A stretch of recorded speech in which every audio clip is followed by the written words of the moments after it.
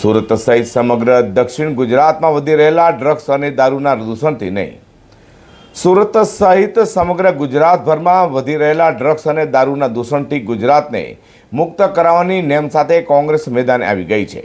તે સુરતમાં કોંગ્રેસ દ્વારા નેતાઓની આગેવાનીમાં એક રેલી કાઢી ગુજરાત અને ખાસ કરીને સુરતને ડ્રગ્સ અને દારૂના દૂષણમાંથી મુક્ત કરાવવાની માંગ કરાઈ છે. સુરત સહિત ગુજરાતભરમાં ડ્રગ્સ અને દારૂના દૂષણથી ગુજરાતને મુક્ત કરાવવા કોંગ્રેસે રાજ્યવ્યાપી ઝુંબેશ શરૂ કરી છે. જે અંતર્ગત સુરતમાં કોંગ્રેસ દ્વારા ડ્રગ્સ અને દારૂ મુક્ત સુરત અને ગુજરાતના સ્લોગન સાથે એક ભવ્ય રેલી કાઢી હતી. સુરતના અઠવા ગેટ વનિતા વિશ્રામ ગ્રાઉન્ડથી પોલીસ કમિશનર કચેરી સુધી યોજાયેલી કોંગ્રેસની રેલીમાં કોંગ્રેસના દક્ષિણ ઝોનના પ્રભારી બી શ્રીનિવાસ, ગુજરાત વિધાનસભા કોંગ્રેસ પક્ષના નેતા તુષાર ચૌધરી, ગુજરાત કોંગ્રેસના કાર્યકારી પ્રમુખ ઇન્દ્ર વિજયસિંહ ગોહિલ, ગુજરાત કોંગ્રેસના કાર્યકારી પ્રમુખ કદીર પીરજાદ અને કોંગ્રેસી મહાનુભાવો જવાહર ઉપાધ્યાય, ડોક્ટર પ્રવીણસિંહ વણોલ, નરેન્દ્ર સોલંકી સહિતનાઓની હાજરીમાં સુરતમાં કોંગ્રેસ દ્વારા ડ્રગ્સ અને દારૂના દૂષણ વિરુદ્ધ રેલી કાઢી હતી અને જણાવ્યું હતું કે ગાંધીજી અને સરદાર પટેલ સાહેબના ગુજરાતમાં અને ખાસ કરીને સુરતમાં જે રીતે યુવાનો અને વિદ્યાર્થીઓ ડ્રગ્સ અને દારૂના રવાડે ચડી રહ્યા છે કે તે યુવાધન બરબાદ થઈ રહ્યું છે. ડ્રગ્સ પેડલરો ખાસ કરીને કોલેજના વિદ્યાર્થીઓ અને યુવાનોને ટાર્ગેટ કરી રહ્યા છે, જેથી આપણી યુવા પેઢી ડ્રગ્સ અને દારૂના રવાડે ચડી બરબાદ થઈ રહી છે.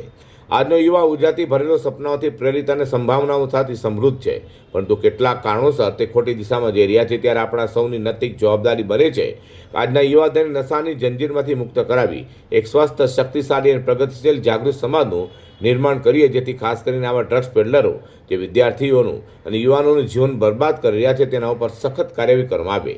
તે ગુજરાત એનએસયુઆઈ અને ગુજરાત યુથ કોંગ્રેસની માંગ છે. પ્રકારે ગુજરાતમાં લાખો કરોડોનું ડ્રગ્સ પકડાઈ રહ્યું છે. દરેક કોલેજ હોય, યુનિવર્સિટી કેમ્પસ હોય, ત્યાં એની આજુબાજુ ખુલ્લેઆમ ડ્રગ્સનું વેચાણ ચાલી રહ્યું છે અને લગભગ ગુજરાતમાં 21 લાખ કરતાં પણ વધારે લોકો જે કેન્દ્ર સરકારના ગૃહ મંત્રાલયના રિપોર્ટ પ્રમાણે ડ્રગ્સ એડિક્ટ બની ચૂક્યા છે, એમાં લગભગ 2 લાખ કરતાં તો મહિલાઓ પણ ડ્રગ્સ એડિક્ટ બની ચૂકી હોય ત્યારે અને તમે જોઈ શકો છો કે આટલા ડ્રગ્સ પકડાય છે પણ પોલીસ મોકલનાર સામે અને મંગાવનાર હજી સુધી એક પણ માણસ પકડાયો નથી. જેટલી બી વાર ડ્રગ્સ પકડાય તો નધીણું જ પકડાય, એને મંગાવનાર કે મોકલનારને કોઈ દિવસ કાર્યવાહી થઈ નથી. જે પોર્ટ ઉપર ડ્રગ્સ પકડાય છે એ પોર્ટ સામે કોઈ કાર્યવાહી થઈ નથી. એનો મતલબ સ્પષ્ટ થાય છે કે ગુજરાત સરકારની રહેમ નજર હેઠળ પોલીસ ખાતાની છત્રછાયામાં જ આ ડ્રગ્સ ગુજરાતમાં આવી રહી છે.